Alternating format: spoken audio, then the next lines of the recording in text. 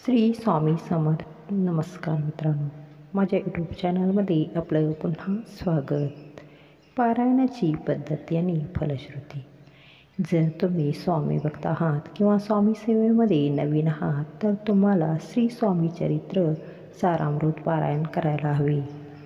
स्वामी चरित्र पारायणाचे अनेक फायदे आहेत. अनेक भक्तांनी त्यांची उदाहरणे त्यांना आलेल्या अनुभवाने मांडली आहेत. आपण स्वामींचे पारायण करताना चुकत तर नाही ना, हा प्रश्न अनेक भक्तांना पडतो. म्हणूनच आम्ही पारायणाविषयी महत्त्वाची माहिती दिलेली आहे, ज्यामुळे पारायण करताना कुठलीही चिंता तुम्हाला वाटणार नाही. भिवू नकोस, मी तुझ्या पाठीशी आहे आणि अशक्यही शक्य करतील स्वामी. या कालातीत शुभशीर्वादावर विश्वास असणारे लाखो भाविक स्वामीचरणी लीन होत असतात. दत्तावतारी स्वामी समर्थ महाराज असंख्याचे श्रद्धास्थान आहेत. स्वामींची महंती सांगावी तेवढी कमीच आहे. मित्रांनो, स्वामी समर्थ महाराजांच्या संदर्भात अनेक ग्रंथसंपदा, स्तोत्रे, श्लोक, मंत्र असून भाविक ह्याचा लाभ घेत असतात. श्री गुरुलीलामृत, श्री स्वामी चरित्र सारामृत हे अतिशय प्रभावी ग्रंथ मानले गेले आहेत. याचे नित्यनेमाने पारायण केल्यास तात्काळ फळ मिळू शकते, अशी अनेक भाविकांची श्रद्धाही आहे आणि अनेकांचे तसे अनुभवही आहेत. श्री स्वामी समर्थ चरित्र सारामृत पारायण करायची इच्छा असल्यास ते कसे करावे, योग्य पद्धत कोणती, याची फलश्रुती काय सांगितली आहे ते आता आपण जाणून घेऊया. स्वामी महाराजांची न चुकता दररोज सेवा करणे कोट्यावधी भाविक आहेत. अनेक जण स्वामींशी घरातील सदस्य असल्याप्रमाणे संवाद साधतात. आनंद दुःख स्वामींना सांगतात. आपल्या अडचणी समस्या सांगतात. यश प्रगती झाली तर स्वामीचरणी अर्पण करतात. स्वामींचीच ही कृपा आहे अशी भावना कायम ठेवून स्वामी सेवा अविरतपणे ते चालू ठेवतात. स्वामीवर सगळी काळजी चिंता सोडून आपण आपले कर्तव्य काम अगदी प्रामाणिकपणे अनेक जण करत असतात. स्वामींची सेवा करण्याच्या दृष्टीने अनेक जण श्री गुरुलीलामृत, श्री स्वामी चरित्र सारामृत याचे नियमितपणे पारायण करत असतात. परंतु ज्यांना पहिल्यांदा पारायण करायची इच्छा आहे त्यांनी सर्वप्रथम याचे नियम, पारायणाची योग्य पद्धत, पारायण कसे करावे, कधी सुरू करावे, पारायण झाल्यानंतर काय करावे, अशा काही गोष्टी जाणून घेणे अत्यंत आवश्यक आहे.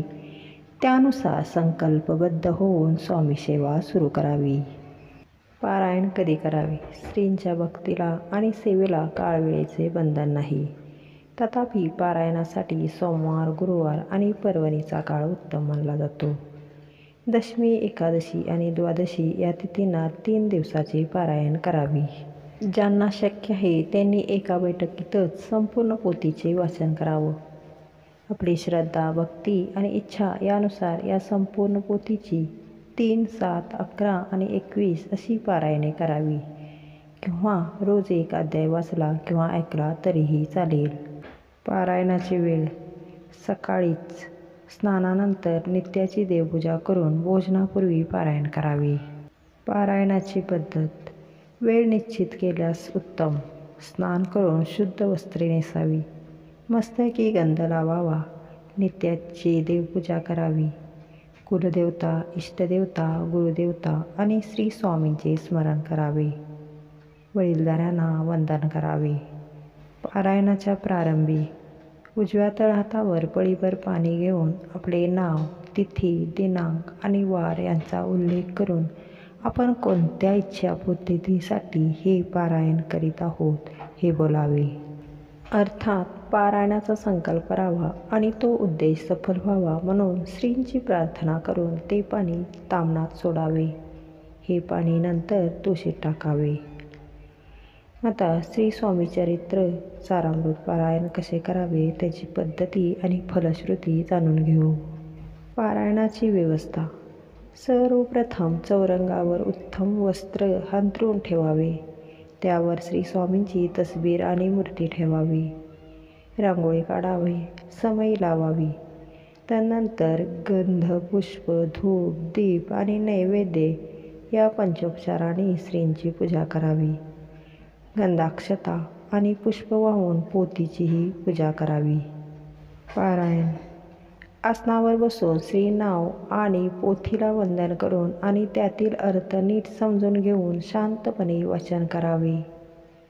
या समयी श्री स्वामी महाराज आपल्यासमोर साक्षात बसलेले आहेत असा भाव असावा. चित्त प्रसन्न असावे. वाचन चालले असताना साजूक तुपाचा अखंड दीप लावावा.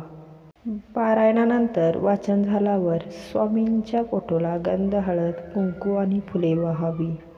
उदबत्ती आणि धूप ओवाळून वंदन करावे.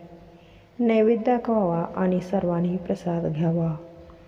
पारायणाच्या शेवटच्या दिवशी ब्राह्मणास आणि ब्राह्मण दाम्पत्यास भोजन, वस्त्र आणि दक्षिणा देऊन त्यांचा सन्मान करावा किंवा एखाद्या सज्जन ब्राह्मणास शिदा, वस्त्र आणि दक्षिणा देऊन संतुष्ट करावे. पारायणासाठी कोणते नियम पाळणे आवश्यक आहे? सकाळी स्नान, तदनंतर आणि नित्य देवपूजा करून भोजनापूर्वी पारायण करावे. स्वच्छ वस्त्रे परिधान करून आणि मस्तकी गंध लावावा. कुलदेवता, इष्टदेवता, गुरुदेव आणि श्री स्वामींचे स्मरण करावे. वडीलधाऱ्यांना वंदन करावे. आसनावर बसून श्री नाव आणि पोथीला वंदन करून शांतपणे वाचन करावे.